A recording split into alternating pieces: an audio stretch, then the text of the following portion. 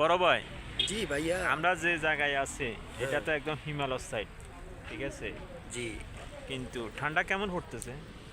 ভাই, ঠান্ডার কথা আর বলে লাভ নাই। এবারের ঠান্ডা ভাই রেকর্ড করে ছেড়ে দিছে ভাই।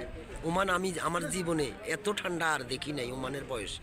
আমি আজকে 16 বছর ওমান আছি। এবারের মতো ঠান্ডা আমি আর দেখি না।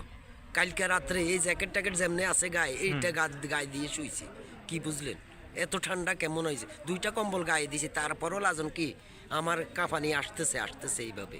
এমন অবস্থা। আজকে তো একটু ভালো আছে, মানে বাতাসটা একটু কমছে, তাই একটু ঠান্ডাটা কম লাগতেছে।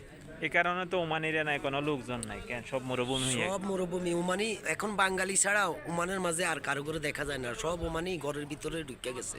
এত কারণ ঠান্ডা পড়ছে, এত ঠান্ডা পড়ছে। 4-5 নামে গেছে দেখলাম ওইটার। হ্যাঁ, ওয়েদার এরকমই চলতেছে এখন। ভাই আমি আজকে আমাদের খবর জন্য দেখি নাই।